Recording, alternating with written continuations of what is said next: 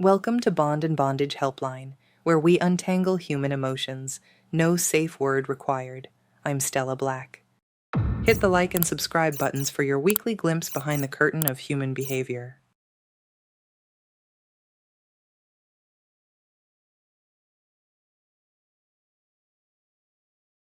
Imagine a simple plate of sautéed crickets. In Bangkok, it is a crunchy, salty snack. In Boston, it is more likely to provoke a grimace and a recoiling step back.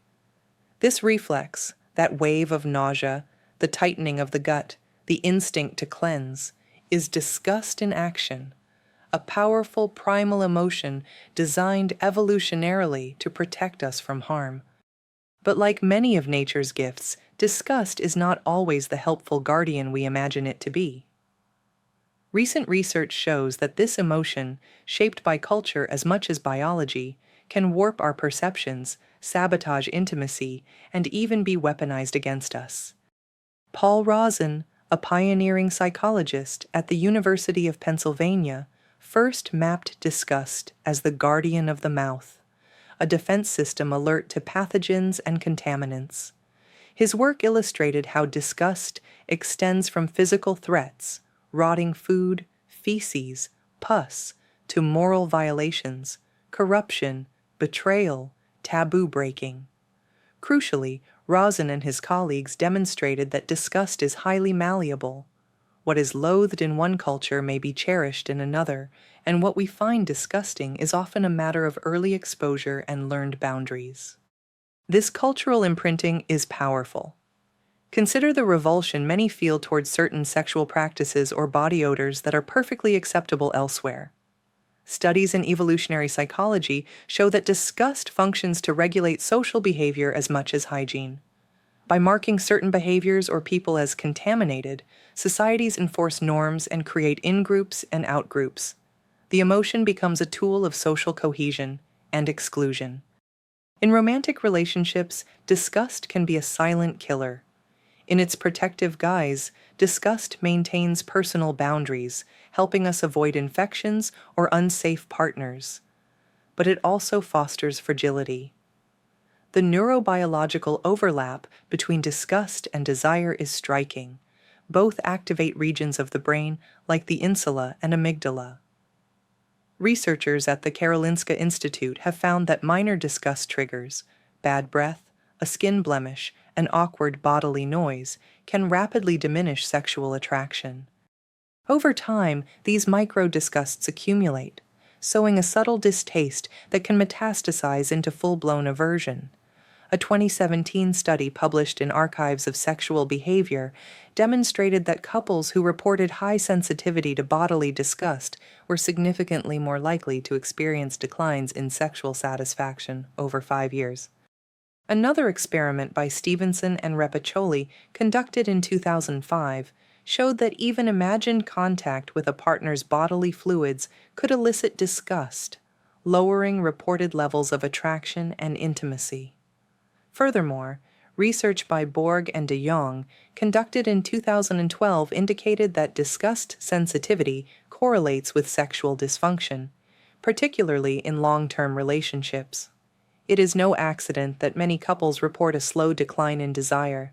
The same proximity that fuels early passion eventually reveals all the small, repellent human details that, if left unexamined, can fester into chronic dissatisfaction. But the corrosive power of disgust does not wait for long-term commitment to show its face. In the early stages of dating, disgust has been reborn under a new name: the ick. Popularized through social media and dating apps, icks are often trivial triggers, like the way someone eats, laughs, or dresses, that abruptly extinguish budding attraction. A 2021 study in Social Psychological and Personality Science found that participants who experienced icks during initial encounters were far more likely to terminate potential relationships, even when the offending behavior was minor and objectively harmless. Examples cited ranged from the way he holds his fork to the sound of her sneeze, underscoring how hyper-attuned modern daters have become to minutiae that provoke disgust. Psychologists speculate that in an era of abundant choice, where dating pools are vast and swipes are cheap, the threshold for disgust has lowered, making people quicker to discard potential partners over inconsequential flaws. This phenomenon may explain the rise in fleeting dating experiences and ghosting, as small visceral reactions now wield outsized influence over decision making. Social media has amplified this dynamic by exaggerating and broadcasting minor personal differences as universal deal breakers. Through viral videos, memes, and endless hot takes, platforms reinforce the idea that tiny quirks or cultural habits are not just preferences, but serious icks that warrant rejection. This constant exposure to curated disgust narratives creates unrealistic standards of normalcy and acceptability, especially among younger users. A 2023 survey by the Pew Research Center revealed that nearly 60% of daters under 30 admitted to ending a potential relationship over something they first encountered in an online ick discussion. The result is a culture of hypervigilance, where daters are primed to detect flaws rather than seek connection, often dismissing promising matches because their ideas of what is acceptable are shaped more by digital consensus than by personal experience. This phenomenon underscores a troubling paradox. While social media ostensibly expands our dating pools, it may also narrow our openness to difference, causing many to miss out on meaningful relationships simply because another person's physical reality or cultural background doesn't fit an increasingly rigid mold. Psychologists speculate that in an era of abundant choice, where dating pools are vast and swipes are cheap, the threshold for disgust has lowered, making people quicker to discard potential partners over inconsequential flaws.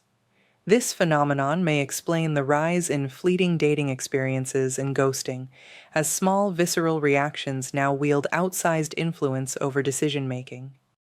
Disgust is not only involuntary, it can be manipulated.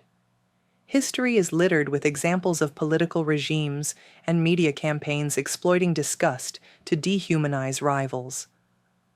From Nazi propaganda films portraying Jews as vermin to modern anti-immigrant rhetoric describing refugees as filth, disgust stokes fear and moral outrage. It is a fast track to othering, activating ancient circuits that conflate physical impurity with moral danger.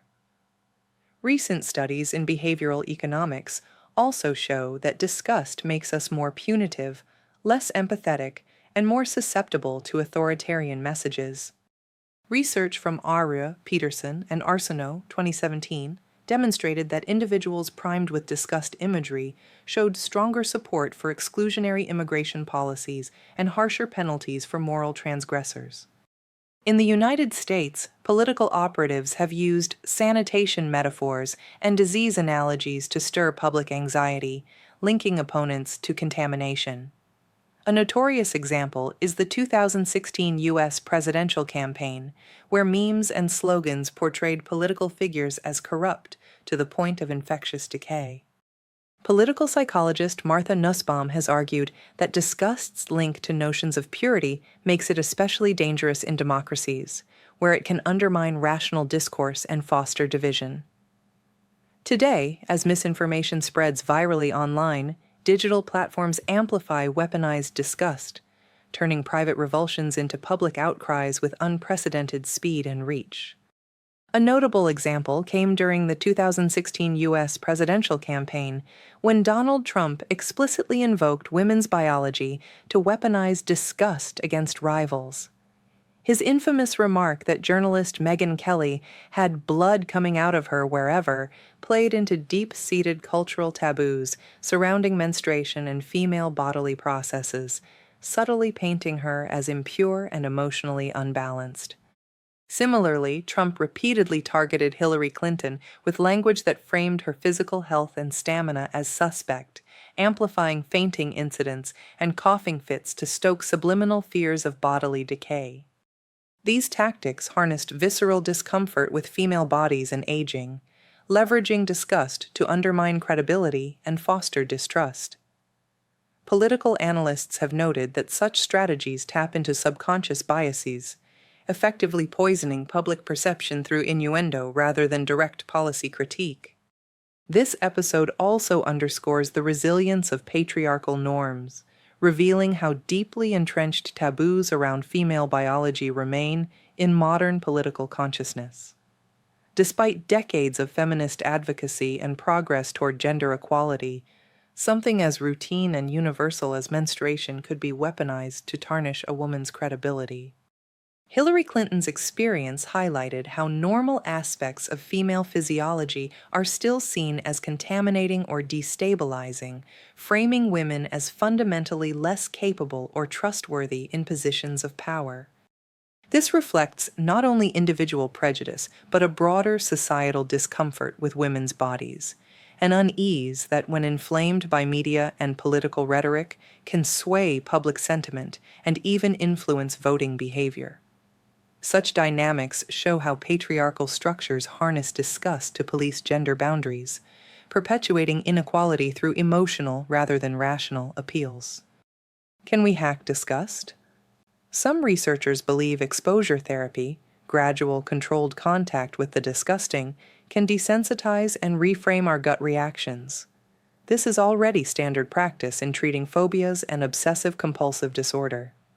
In relationships, therapists recommend open discussions about bodily functions and imperfections to reduce shame and normalize the inevitable messiness of intimacy.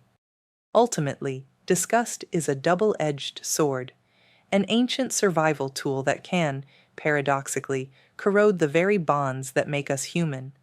As we navigate a world where boundaries, sexual, cultural, moral, are increasingly contested, understanding the mechanics of disgust is more than an intellectual exercise. It is a step toward reclaiming agency over one of our most visceral and volatile emotions. Next week, I will do a deep dive into the icks and provide you with practical steps to wrestle them into submission so you don't miss out on love. That's enough for now. Your scars might be on the inside, but scar patches come in all shapes and sizes. Find your patch and protect them with your life. See you next week.